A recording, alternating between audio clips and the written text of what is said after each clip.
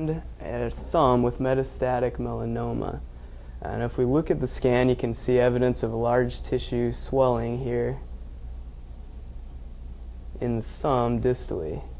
Additionally, in the scan, we see evidence in the axilla of a distinct swelling in this region as well. So typically in a healthy individual, you'd see a clear boundary here on the anterior axillary fold near the pectoralis major, as well as posteriorly towards the latissimus dorsi. And in this scan, we can see this large bulge and a large tissue mass evident within this region. By taking a look at the vasculature, we can clearly see that there's going to be increased blood supply in both of these regions. So within the axilla, we can see an increased evidence of vascularization from not only the subscapular but the thoracodorsal arteries supplying the large tissue mass within the axilla. If we continue and follow the axillary artery as it turns into the brachial artery near the inferior border of teres major, can follow it down towards the cubital fossa where the brachial artery will split into the radial and ulnar arteries.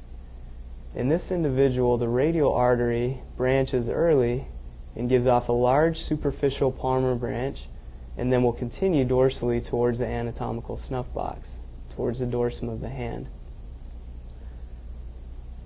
You can clearly see now the increased vascularization towards the distal end of the thumb, with not only the blood supply coming in, but the superficial venous drainage.